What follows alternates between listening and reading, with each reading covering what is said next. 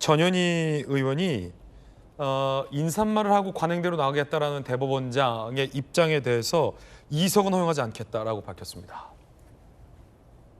인사말 후 퇴장 방침 조금 전 들어온 모습 봤고요. 민주당은 증인 선서 받고 질의하겠다라고 밝혔습니다. 이석은 허용되지 않는다.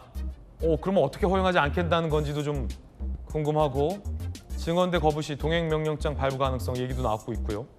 국회법에는 퇴장을 막을 수 있다는 규정은 없어서 어떻게 퇴장을 막겠다는 건지도 관심입니다. 자, 조기현 변호사님, 그냥 궁금한 건데 어떻게 퇴장을 막겠다는 걸까요?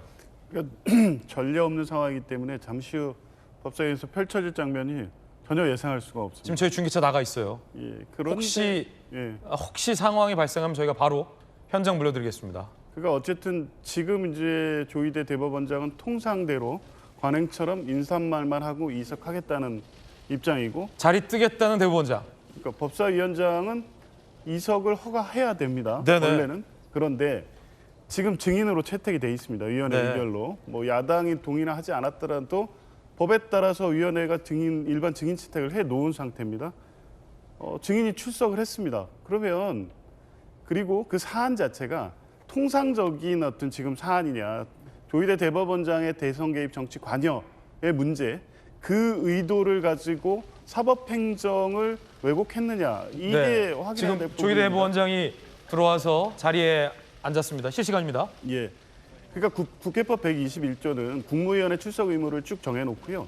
대법원장, 감사원장, 헌법재판소장 등 헌법재판 기관의 장들도 위원회 의결로 불러서 질문할 수 있도록 해놨습니다. 더군다나 증인으로 채택이 돼 있어 출석을 하셨다면 굳이 뭐 안에서 전례가 없다, 관행이 아니다라고 하실 게 아니라 선서하고 답변함으로써 민주당이 제기했던 지금까지 문제, 의혹, 국민들이 갖고 있는 의구심에 대해서 해소하는 것이 사법부의 독립을 오히려 지키는 길이다, 이렇게 말씀드립니다. 네. 자, 지금 조희대 대법원장이 법사위 국감장에 들어와서 착석을 한 상황입니다. 앞서 저희가 보도해드린 것처럼 민주당에서는 퇴장은 안 된다. 지금 서영교 의원 얘기도 좀 들리는데요. 방금 전에 장동혁 대표가 출석한 이 대법원장 비롯한 기관 증인들에게 좀 악수를 하고 좀 나가는 모습을 보이기도 합니다. 네. 자, 지금 서영교 의원의 목소리가 들리는데요. 자, 지금 여야 간에 뭔가 논쟁이 좀 발생한 것 같죠? 자, 판사 출신 전주 의원님. 그 추미애 위원장이나 뭐 아까 전현희 의원도 얘기했지만 이석하려는 조희대 대법원장을 막아설 수 있는 국회법이 없다라는 지적도 있는데 어떻게 보십니까? 화장실 다녀왔습니다.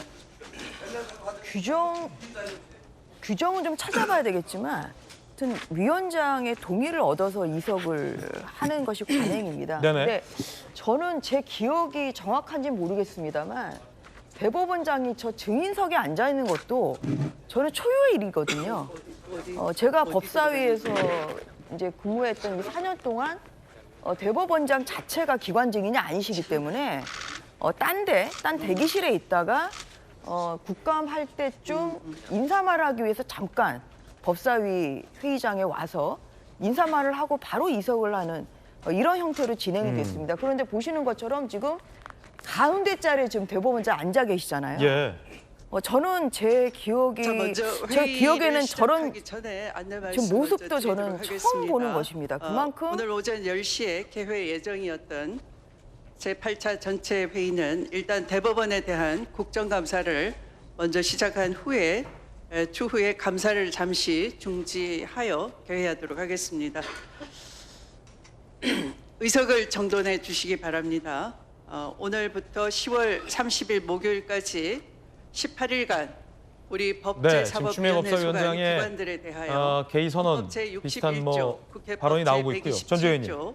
국정감사 및 조사에 관한 법률 등에 따른 유심히 봐야 되겠죠. 보통은 대법원과 또 법사위원장 간의 어떠한 그런 물밑 접촉이나 대화를 통해서 또 오늘 어떻게 할지를 정하는 것이 그게 네네. 관행이거든요. 근데 지금 이제 이러한 어느 정도의 그런 좀 뭐 양해랄지 이석에 대한 이런 것이 좀 이루어졌는지 아직까지는 좀 알 수는 없습니다. 네네. 좀 초유의 이런 광경이라는 뭐 점에서 저는 참 마음이 좀 씁쓸하네요. 그렇군요. 오늘 아마 이제 국감에서 야당 의원들 같은 경우는 제가 취재하기로는 이 대법원장의 이 사전 서면 답변서를 야당 의원들에게 공개하지 않은 것에 대해서 위원장에게 이제 항의를 한다라는 것으로 저는 알고 있는데 정익진 변호사님 어떻게 보십니까? 글쎄요, 이거는 그 우리나라가 삼권 분립 아니겠습니까? 어떻게 대법원장을 저 자리에 앉힐 수 있다라고 생각을 하는지, 만약에 그렇게 되면요, 진짜로 극단적인 여소야대가 되면 대통령까지 저 자리에 앉으라고 이야기하지 않으려고 어떤 보장이 있을 수 있겠습니까? 저는 진짜 제일 걱정되는 게 오늘 뭐 물리적으로 불미스러운 일이 벌어지지 않기만 진짜 조마조마한 마음으로 많은 국민들이 지켜보고 있을 것이 아닌가 싶습니다. 네, 조경 변호사님. 뭐 좀 전에도 말씀드렸지만 국회법 121조에 대법원장 등 헌법기관 기관장을 국회에 불러서 질문할 수 있도록 돼 있습니다. 더군다나 특정한 사안에 대해서 통상적인 사법행정의 문제가 아닙니다.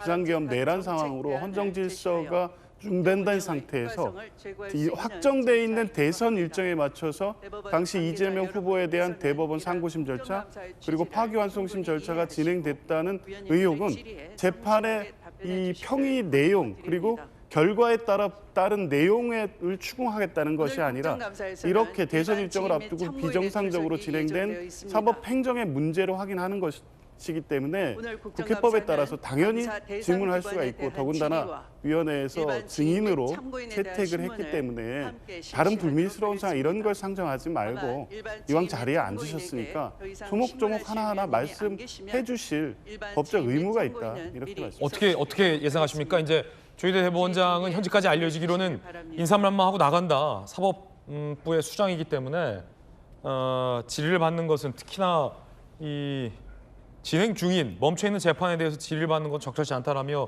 일어서겠다라는 건데 또 추미애 위원장이나 전현희 의원 같은 경우는 못 나가게 막겠다는 거잖아요. 그럼 어떤 상황으로 막겠다라는 상황이 좀 예상되세요? 위원장이 나가지 마세요. 뭐 이렇게 하는 겁니까?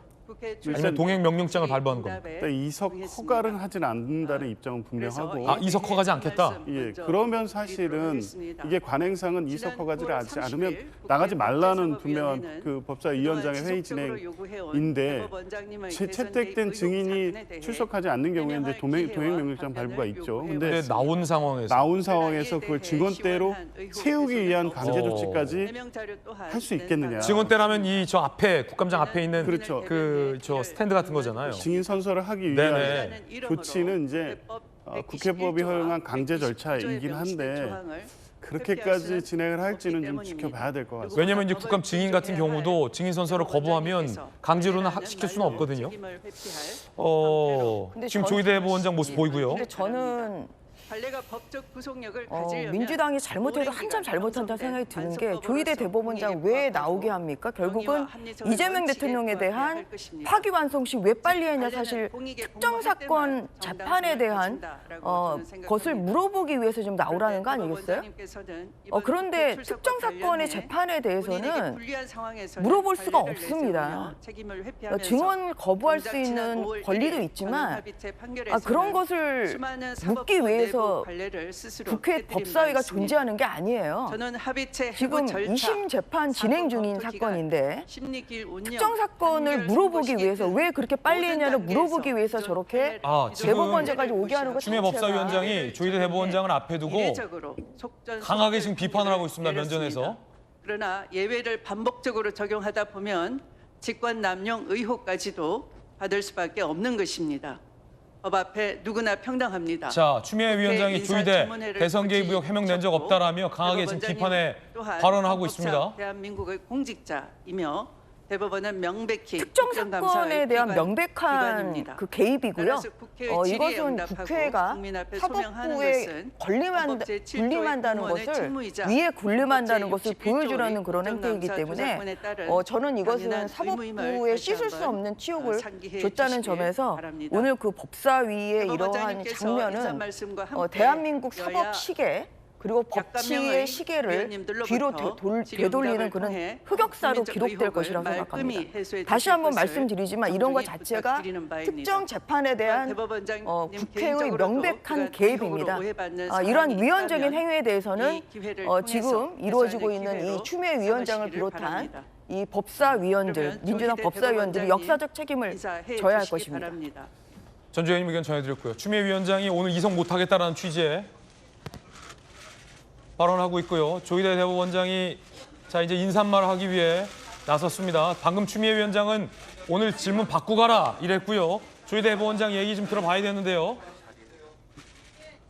존경하는 추미애 국회 법제사법위원회 위원장님 그리고 위원님 여러분, 바쁘신 의정활동 중에도 국정감사를 위하여 노고를 아끼지 않으신 위원장님과 위원님들께 진심으로 감사드립니다. 사법부는 신속하고 공정한 재판을 통하여 국민의 권리를 보호하는 헌법적 사명을 완수하고자 끊임없는 노력을 기울여 왔습니다. 그럼에도 불구하고 사법부가 여전히 국민의 기대와 눈높이에 미치지 못하는 현실을 무겁게 인식하고 있습니다. 앞으로도 사법부에 대한 국민 여러분의 지적을 겸허히 받아들이는 한편 최근 국회에서 진행되는 사법제도 개선 논의에도 적극적으로 참여하여 국민에게 신뢰받는 사법부로 거듭나기 위해 최선을 다하겠습니다. 아울러 사법부가 국회와의 긴밀한 소통을 바탕으로 국민의 관점에서 바람직한 사법제도 개선 방안을 마련해 나갈 수 있도록 위원장님과 위원님들의 각별한 관심과 협력을 부탁드립니다.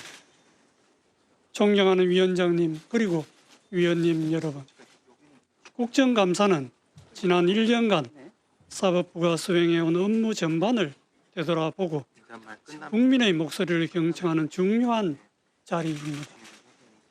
국민의 대표이신 위원님들께서 주시는 지적과 질책을 보다 더 나은 사법부를 만들기 위한 소중한 밑거름으로 삼겠습니다. 아울러 저를 비롯한 모든 사법부 구성원들은 이번 국정감사가 내실 있게 진행될 수 있도록 성실하고 진지한 자세로 임하겠습니다.